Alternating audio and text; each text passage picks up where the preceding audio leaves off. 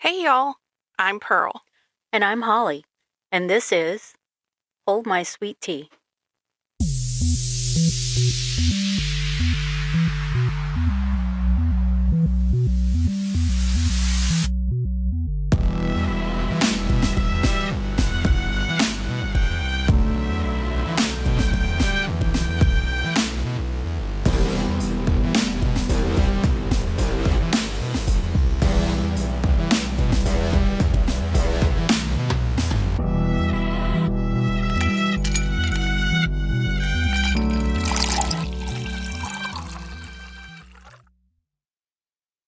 Welcome to Hold My Sweet Tea, the podcast where we sip tea and uncover hidden secrets and chilling crimes lurking beneath the surface of Southern hospitality.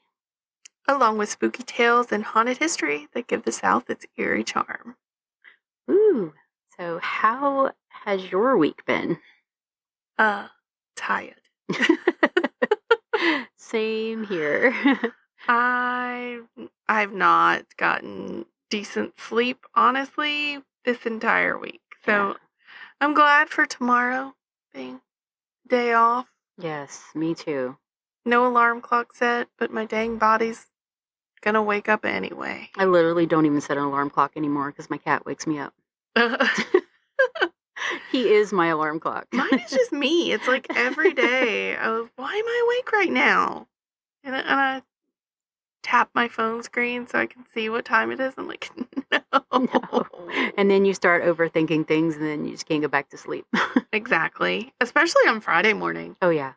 I was like, I have to go look, make sure everything launched the way it needed to. Oh, I know. It's so exciting. I was just like so worried about something getting messed up and somebody not being able to see it or hear it. And I was like, yes. Please all be there. Yeah. And it was. It was everywhere that it was supposed to be. We are so excited about our podcast launching, and everybody's been so nice and so supportive, and a lot of our friends have been reposting and commenting and doing all the good things. Yeah. So we appreciate it very much. And that's what we keep telling everybody to do. Make sure you share it. Don't keep it to yourself. Sharing is caring. Right. Because, now those 3 people should be up to like at least 72, 73. Yeah. I mean, that's how many downloads we've had. Right. We've got like 70 something followers on Facebook. Mm-hmm. So y'all need to go on to Instagram and follow us because we're struggling over there. Yeah, Instagram usually always struggles. I think it takes forever to build up followers on Instagram. Yeah. Why, I don't know, but it does. And then, you might notice on the TikTok, we have quite a few followers, but that was the Tiki-Talkie. My personal Tiki-Talkie, but I hit a bunch of videos, so we're trying to reach. We cheated. Just trying to reach the masses that were on there. Yeah, like give ourselves a little head start because. Yes. We need all the help we can get there. Absolutely. Got to make sure. And we post little videos and cool little things over there. Go over there and check us out. Today? Yesterday? Tomorrow? No, I'm just kidding. My ghost story is called Abel's Light. It's an Alabama ghost story. Roll Tide. No, ma'am. I know. I'm in LSU country. Go Absolutely not. I got this from themoonlitroad.com. So there's a lot of people who will just tell ghost stories from like their local community. Mm-hmm. So a lot of the stuff is written by people who've had some experience with the stuff they're telling you about. That's really cool. Yeah. So it's in Owl's Hollow, which is a sparsely populated and peaceful location nestled at the foot of Lookout Mountain in North Alabama.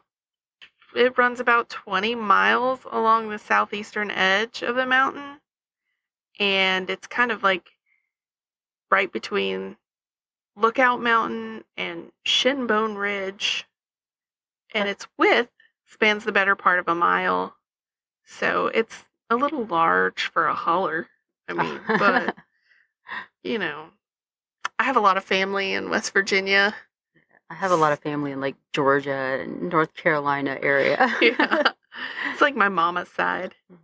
I wonder where they come up with some of those names, like Shinbone. I don't know. Well, yeah, I think my dad, he grew up in Brasstown, North Carolina, and they have Blood Mountain. Yeah, it's like the names are just very. I wonder if they drink some moonshine. Possibly. And I'm they're sure like, there were lots of stills up there. You know what? We're going to name this mountain. Exactly. We're going to name this holler. It's Holler. Holla. It's going to be Bloody Holler. Right. So it's actually officially known as Owl's Valley. At least that's the way it appears on maps. People outside of the local area, very few of them have knowledge of the Hollow, and even fewer people know about Abel's Light. So, yeah, that's why I thought this would be a really cool one to throw out there.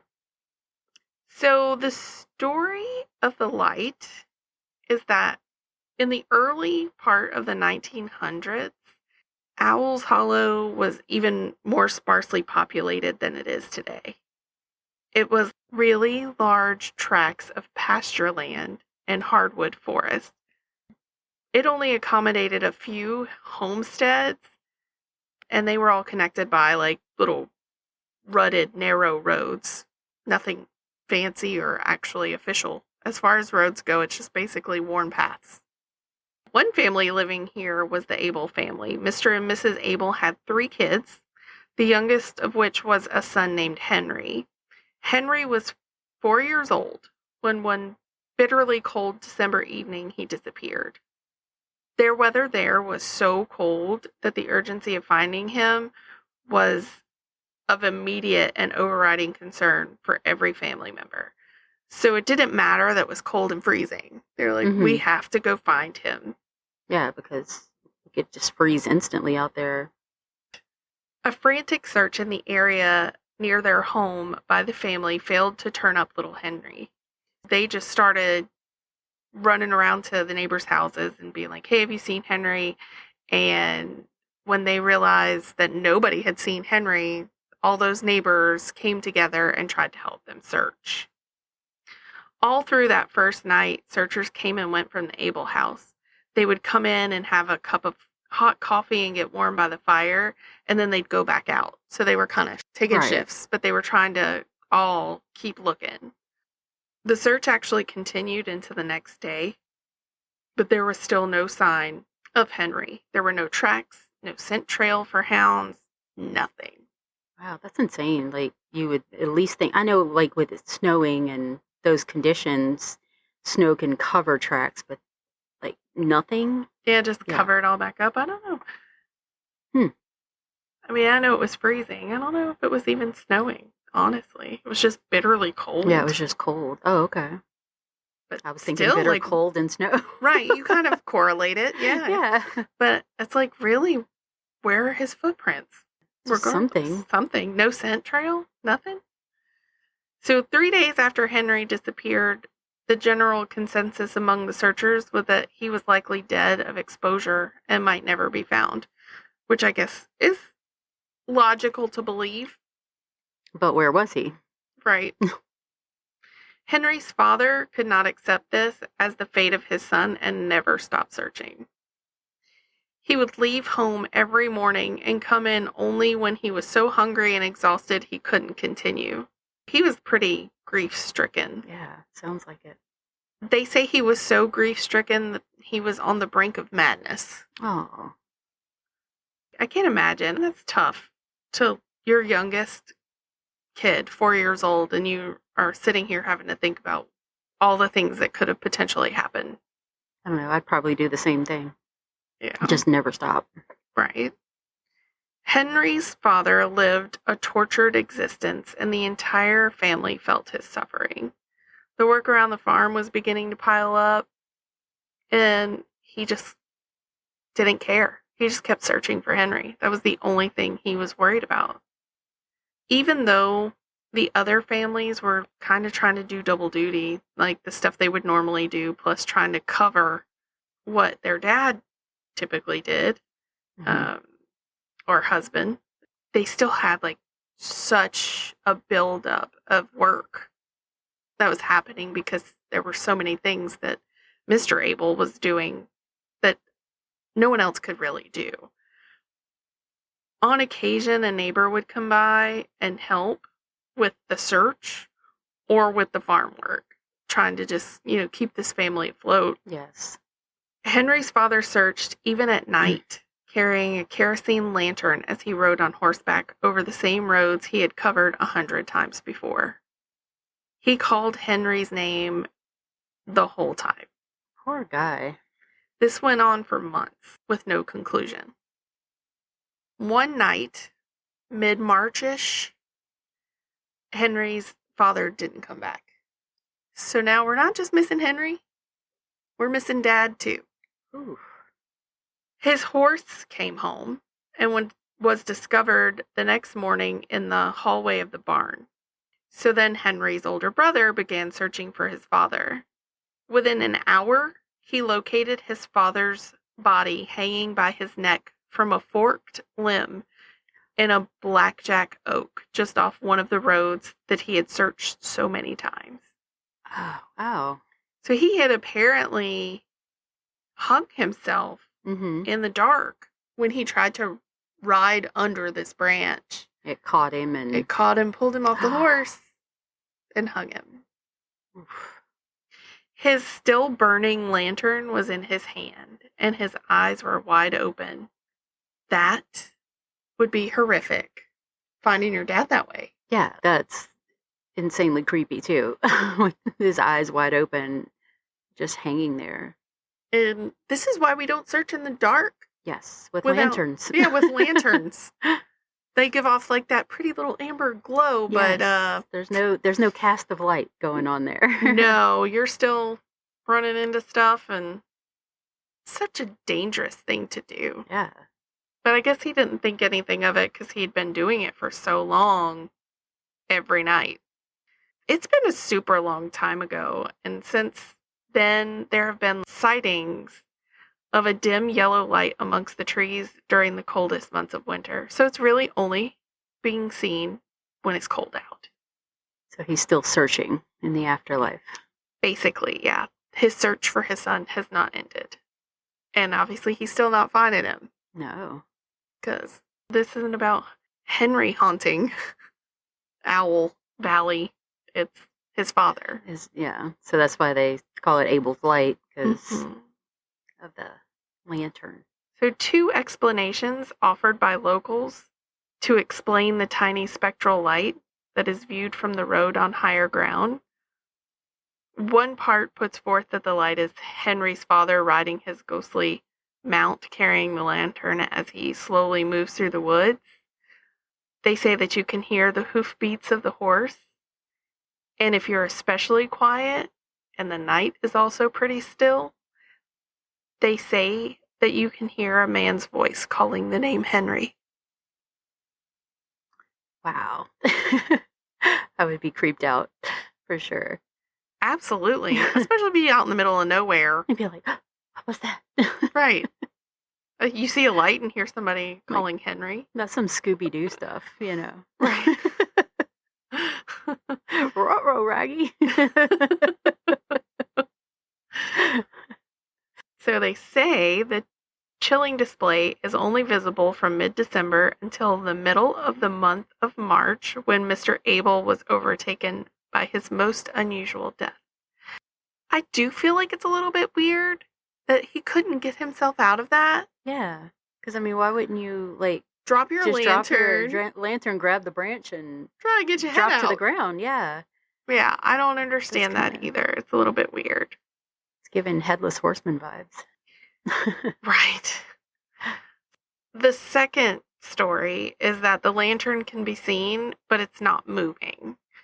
This part asserts that the light is Henry's dad holding onto the lantern as he still hangs from the blackjack oak. So they're saying the reason you can only see it during those certain months is because once the tree begins to put their leaves back on, the light becomes harder to see. Oh, okay. So basically, it gets harder to see with every passing day until the tree is full. And then the fall, when all the leaves start falling, then you can see the light again. Right. So the author of this little story, he actually says that he has witnessed the ghostly light on a number of occasions. He said he's heard the hoofbeats and the name calling, Henry. Again, that would be something that I would want to go experience myself. Right. It's like, when are we going to Alabama? Right. Well, on our way to Savannah, we'll stop in Alabama. So Alabama first. Murder Museum, Florida. Yes. Savannah. We're going to make a spooky, like, haunted crawl. Yeah, something. We're just going to hit all these different destinations and go. The trip of spooks. Yes, there we go. So they just say that if Henry's father's spirit still lingers, it's due to an unfulfilled and seemingly endless quest. So even in the afterlife, he's still looking for his son, because I guess it's just a pattern, a circle, because some ghosts get caught in a loop. Right. So he did it for so long, so that was his loop. Yeah, I mean, that's what I was about to say. He was like caught in a loop, Mm-hmm. alive, let alone being caught in a loop after he passed. I wonder what happened to little Henry, though. That's Yeah. weird that he just disappeared like that, but no trace of anything. Right, and where's his little spirit? Mm-hmm. Yeah, nobody sees his little spirit running around. Nope, they just see the light from Dad's lantern. Wow. Crazy stuff. Yeah, that was a good one. I like that. Even though in the middle of this episode, my microphone decided to move itself. Yeah, it did, and that was creepy because these things are locked in place, and her microphone literally swiveled and went down. Yeah. It was weird. But the building we're in has a haunted entity in it because it's knocked things over before. Yeah. She actually used to work here. Mm-hmm. Is the story. Yeah. And she like makes little noises, and we just like, oh no, that's the people next door or something like that. We'll brush that off. But when things fly off the shelf, which they have, Mm-hmm. we know that it's her. Things fly off the shelf. Yeah. My microphone moves. Yeah. You found Skittles in your seat one time. And No, what is it? Starburst wrappers. Starburst wrappers. And empty Starburst wrappers. And there was no Starbursts in this building. In my chair. She was like, I'm going to have this little snacky snack and put it in your chair. Right. Like, here, throw this away for me. Right. Thanks. I can't reach the garbage. She totally could reach the garbage. It was right next to my chair. Right. She just didn't want it. She wanted to make herself known. Yeah, I've had a few ghostly encounters, over the years, and little things that I know they exist, and I know like the Myrtles plantation has been covered many, many times, but as many times as I've been there, which is a lot, I want to go spend the night, and maybe we can do a little live podcasting from there. That would be really neat. That would be fun. Get us a little live EVP. Remote. Yeah. That would be so cool. That would be a good one. I know that when I was a baby, my mom said I used to talk to her about the bright man. Then she would ask me what he looked like, and when I told her, she was pretty sure it was her grandfather. Oh. So that was crazy. But she said he kept telling her, because he was really, really sick when she was pregnant with me, and he kept telling her that he was going to live just long enough to see her baby born, and he didn't. So he came to visit you. So she thinks that he just came to see me because he didn't make it to my birth. So that's creepy. The bright man. And if any of y'all have any creepy ghost stories or encounters or anything like that with spirits, like, write in and let us know. Yeah. Maybe we could Zoom call you and you can be a guest on the podcast and tell everybody. Or, we can read it on air, like, if you don't want to be on, however you want to. If you don't want to be on air, we can take care of that for you. Yes, because I'm sure anybody listening has some kind of cool ghost story. Yeah, I would imagine so. I have several little weird tidbits. Mm-hmm.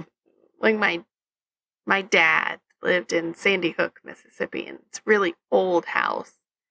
And I was up there on the computer and everyone else was outside, and I swore that I heard someone whisper my name.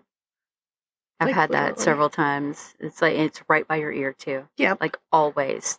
And I'll hear my name and I'm like, what was that? Turn my head. Yeah, it makes you turn your head and look, but nobody's there.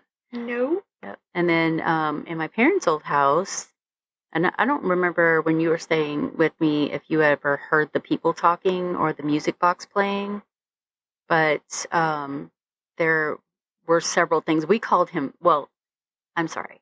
My good friend Andrea, when she was little, her grandfather built that house, and she called the ghost Frank. I think that was his name. So it was in the house for a long time. Of course, she used to talk to I think it was David Cassidy or something like that, and he lived in the attic. But it was Frank, and that ghost stayed in that house the whole time because we ended up moving into that house. Like, it was in the same neighborhood and my parents had bought it. And we moved in that house and like little things would happen all the time. You would find things misplaced or cabinets opened in the middle of the night. But everybody that stayed in a particular bedroom in that house could hear people like talking, like in a conversational setting, or a music box playing. And here I thought the weird noises were just Johnny. My nephew. my mom just, took us all in. She was like, just come live in my house. It's fine. I loved her singing while she made breakfast. Yes, it was the greatest. But that house, like, definitely had a spirit in it. I remember sitting in a recliner one time and I was talking on the phone with somebody and I was joking around because I heard a noise about the ghost in the house. And my legs started burning. Ooh. And I was like, okay, well, I got to get off the phone. I said, my leg's burning. It was dark in the living room, so I was just sitting in there in the recliner. And I got up, went to the restroom, and there was a big, long scratch down my leg. Oh, no, that's creepy. Yeah, because I was talking, smack about a ghost. So he was like, hey, watch this. Yeah. Hold my sweet tea. Hold my sweet tea. I want to scratch you. Yep. It was weird. Oh my goodness. That is our little story for today. We hope that y'all enjoyed it. We'll have many more of those. We've also talked about some of our mini episodes may not just be the educational tidbits. We were discussing probably doing some shorts on missing people where there's not like a ton of information, so it would make sense to put them in a shorter episode, but we'd like to get those folks out there for sure. Some awareness and stuff instead of, just on a website. We can, if anybody knows things, then they can we'll let make us sure know. All the numbers and info, like places where you can call or give a tip. Absolutely. Maybe we can just have a sip and give us a tip. Yeah. Hopefully we can help find some folks. That would be really rad. Thank you for joining us on Hold My Sweet Tea. All sources used to create this episode can be found in the show notes, and I also told you where I found it. The music for this episode was created by Patty Salzetta. If you enjoyed this episode or any of the other ones, please subscribe and leave us a review. You can follow us on Facebook, Instagram, TikTok, the interwebs at holdmysweettea.com. It has links to everywhere. Yes. Our YouTube, our Facebook, our Instagram, they're all on there. So head on over to our website, holdmysweettea.com. Click on the social media links, and you can figure out where you'd like to listen to us. I mean, I'm sure you guys have a favorite place, but we are on all of them, so we should be easily found. If you have a case you would like to be covered, or even a ghost story or a cool piece of Southern folklore, please email us at steeped@holdmysweettea.com. And steeped is STEEPED. That's right. So follow us everywhere so you don't miss a single thing. And Hold My Sweet Tea is a Drunken Bee production. Y'all remember to stay safe out there. And just because we're dipping doesn't mean y'all can't keep sipping. Bye.